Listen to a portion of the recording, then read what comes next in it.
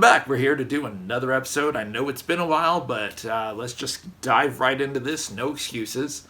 What I want to talk about today is whether you're going to DM in an existing world such as Forgotten Realms, or if you're going to homebrew your world, which is creating your own world, whether the DM, he or she, creates a history, lore, gods to their world. And let's talk about some of the differences of them.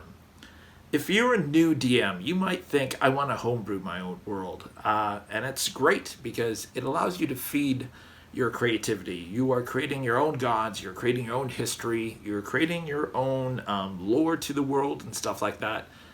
But how much of that are your players going to consume?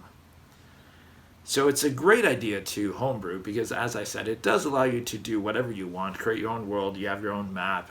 No one else in the game will be able to call you out and say, well, that's not how it is in Forgotten Realms. Homebrew allows you to basically do whatever you want to do, but sometimes creating a homebrew world, you can go too far. Some of the things you want to create for a homebrew world is a history. Like, how did this world come to be? What is some of the lore behind it? What made this world the way it is? Did the gods forge it? Or are there no gods, perhaps? Or perhaps it's a world simply ruled by psionics, such as Dark Sun. There's a lot you can do when you homebrew a world. The difficult part is how much of that are your players going to actually consume. If you make a list of 30 gods and goddesses and their evil counterparts and the lore behind these gods and the wars that they've done, it's going to depend on the experience and the interest of your players, how much of this information they're going to consume. I personally enjoy doing homebrew worlds. I've essentially had one world that I've been shaping and shifting probably for over 20 years now. It's essentially the same world I've always had. It's just over the years I've made changes to tighten it, improve it, and try to make it a better, more enjoyable world for both myself and my players. It started off a long time ago, sort of just a world that was ruled by Norse gods. Because back when I first started playing D&D, I was into comic books, and one of my top favorite comic books was Thor. So when I learned that there was Norse gods in D&D, my first campaign world was essentially a world ruled by Norse gods. Not necessarily Viking themed at all, it's just the Norse gods were the predominant gods of my world. As I've grown and played different games and had access to different things, my world is also shaped by that. I played a series of role-playing games called Realms of Arcania, which had a very strong influence on how my gods were shaped in my world. So my world continued to shift and shape and change. And currently, the world that I run is still the same world. It's just been modified greatly. But while I do enjoy the idea of basically homebrewing a world, the problem is when you have both new or existing experienced D&D players, you may think you have the best thing since sliced bread in the world you've created, but if your players do not take the time to devour that information, it gets lost. So the counter to that is playing it in an existing world, such as Forgotten Realms. 5th edition currently focuses on Forgotten Realms. This is going to allow existing D&D players to already be familiar with the world.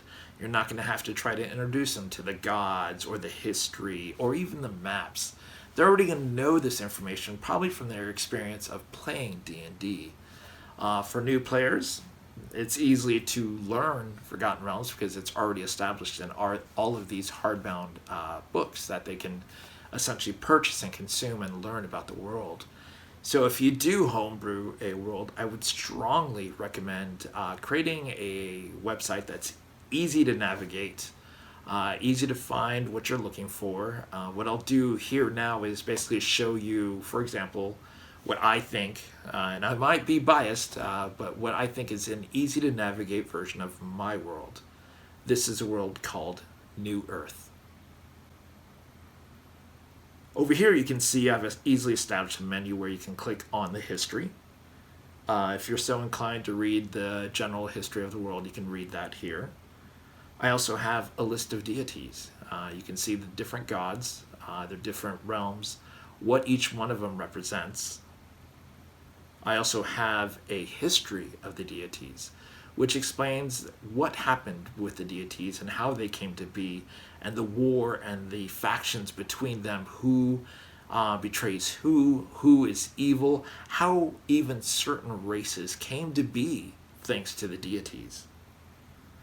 I also have a section over here which explains some of the lore that is found in the world, such as the world tree, which is very similar to the original world tree from my first world that I had created based on Norse mythology. There's also some other lore to be found here. I also go through and show a picture of the known monsters in the monster manual. The information provided with these monsters is something that any player would know. So some of it describes of how these monsters came to be into the world. How perhaps it was a mad wizard that experimented on some creature and now has created a new foul beast that has entered the world. Or perhaps it's some of the gods who have created these creatures.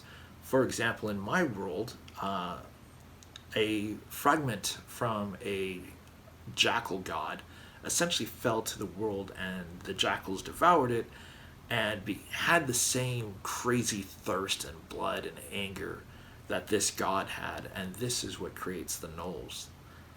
I also explain here what are the known races in my world, which is the known races are essentially the playable races. There are other races that are in my world that you don't see here that are in the 5th edition books. These races are to be found and, in a way, unlocked. What I'm doing currently with my games is all of my games strictly follow only the player's handbook. So I have the other books, the other expansions that explain these other races, such as Tritons and Goliaths, but these races haven't been found on the known world. One of the races was recently found in a campaign, which was the Triton and the Turtle. Both of those have now been, if you will, unlocked. So if a player perishes in one of my campaigns, they are now able to play one of these races, now that it's been found and known. I also go through what classes are available. Most of these classes are classes strictly from the player's handbook. As I said, most of my players that I currently DM for are all brand new to D&D, so I stick with the player's handbook as to what classes are available.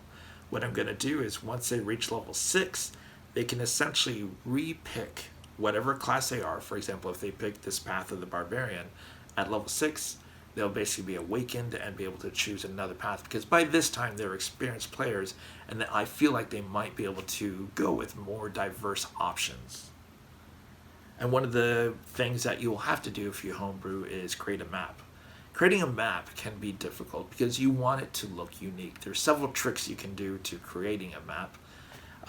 There's all kinds of videos on YouTube that you can look essentially how to create a map. Some people just throw some tokens on a tile and basically trace around it.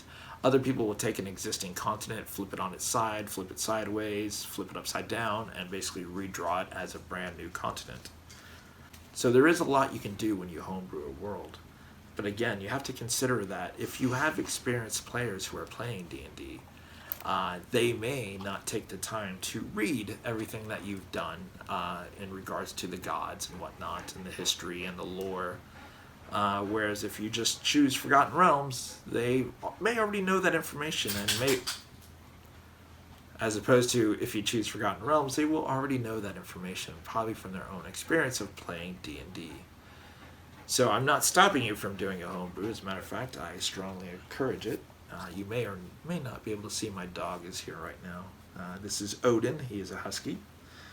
He is the love of my life. Anyway, so I encourage you to make a homebrew, but don't be surprised if the players do not take all the time to devour all the information you've created about your world. Sometimes it's just easier to play an existing world, and sometimes it's easier to just create a homebrew and have it there. You're going to make your own choice when you play D&D. What I would recommend if you're brand new to D&D, go with Forgotten Realms first. Learn how the world works, learn how D&D works, and then begin to work on a homebrew world. that is more yours and more flavored to what you want to do as a DM. That's all I have for now. Thanks for watching.